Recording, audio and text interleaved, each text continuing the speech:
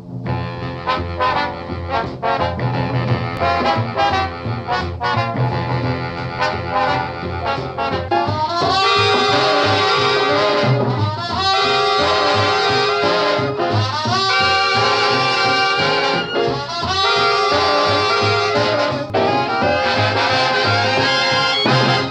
l'ancienne frontière entre l'Érythrée et l'Abyssinie, actuelle Éthiopie, octobre 1935.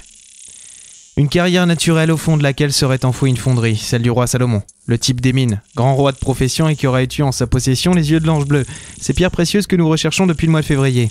Combien de jours ? 4, 5, 10, 12 ? Je n'avais plus aucune notion du temps, seuls les vivres nous servaient de repère. Nous allons bientôt devoir chasser, monsieur Buxley.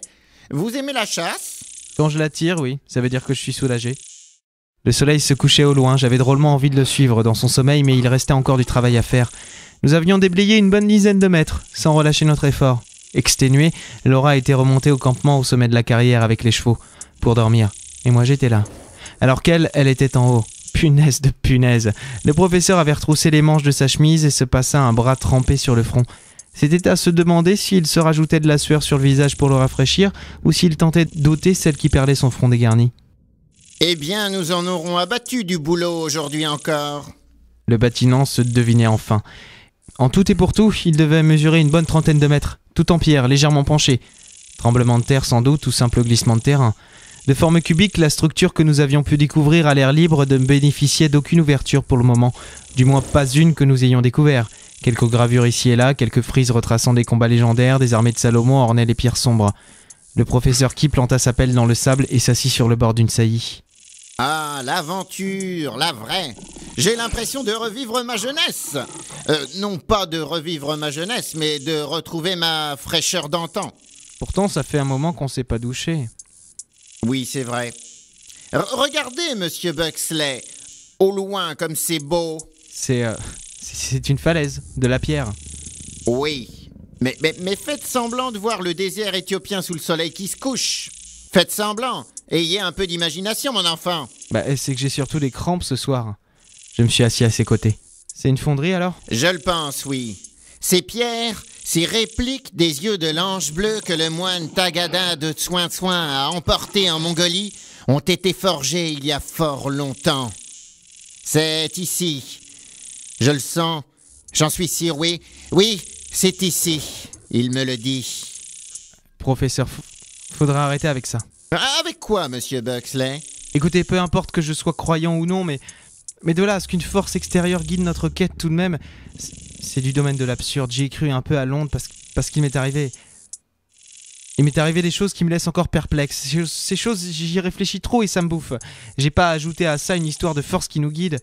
Vous frisez la folie, professeur. Laura et moi, on s'inquiète beaucoup, vous savez. J'avais 14 ans environ lorsque j'ai découvert le parchemin hébreu, monsieur Buxley. 14 ans. Et ce que j'y ai lu, l'histoire des pierres, ça m'a fait beaucoup plus d'effet qu'un catalogue de sous-vêtements. Ouais, je connais ça. J'ai eu le même effet en voyant une femme en sous-vêtements. En vrai. Je connais ce plus d'effet, comme vous dites. Oui, mais là, tout de même, pour un truc comme vous dites, si souvent, si vieux, si ancien, être excité à ce point... Ce n'est pas tant les yeux de l'ange bleu, le symbole chrétien, non, monsieur Buxley. C'est l'appel de l'aventure. Le but qu'on se fixe dans une vie. Le seul et unique but qui vous coûte des fois un amour de jeunesse. Peut-être la femme de votre vie. Pour ces personnes que j'ai pu laisser derrière moi, je me dois de réussir. Par respect pour eux. Par respect pour ce qu'ils sont et ce qu'ils représenteront toujours pour moi. Si j'ai commencé cette quête, si j'ai embrassé l'aventure ainsi, alors que j'aurais pu passer ma vie avec Nastasia, voir Laura se marier, vieillir, avoir des enfants, c'est que quelque chose d'autre m'y pousse. Ce serait simplement moi, monsieur Buxley. Vous croyez ? Les yeux de l'ange bleu m'ont toujours fait perdre beaucoup plus que je n'ai pu gagner. Au bout du compte, si je les trouve, je serais peut-être déçu. Mais tout de même, je ne suis pas masochiste, et encore moins sadique. Toute la jeunesse de Laura, je la lui ai ôtée, la poussant à s'intéresser à ma passion. Je serai responsable de tout ça, j'en serai conscient, et je continuerai dans la même voie sans vouloir y changer quelque chose. Je le conçois comme une mission, monsieur Buxley. Je serai prêt à vous jurer que quelque chose nous guide, me guide, depuis que j'ai découvert dans un vieux coffre le parchemin hébreu. à l'âge de 14 ans. Ouais, si vous le dites. Merci. Pourquoi ? Merci, monsieur Buxley. Merci d'être là, avec nous. Il a posé une main paternelle sur mon épaule. Merci. A-t-il répété, le regard voguant sur les parois de la carrière alors que les derniers rayons du soleil s'étiraient au-dessus de nous comme un voile doré. On devrait dormir un peu, professeur. Demain, nous trouverons sûrement une entrée dans cette fichue fonderie. Oui, demain, oui. On les trouvera, les yeux de l'ange bleu. Vous inquiétez pas, on finira bien par les dénicher. Elle est petite, cette planète, en fin de compte. Elle est petite.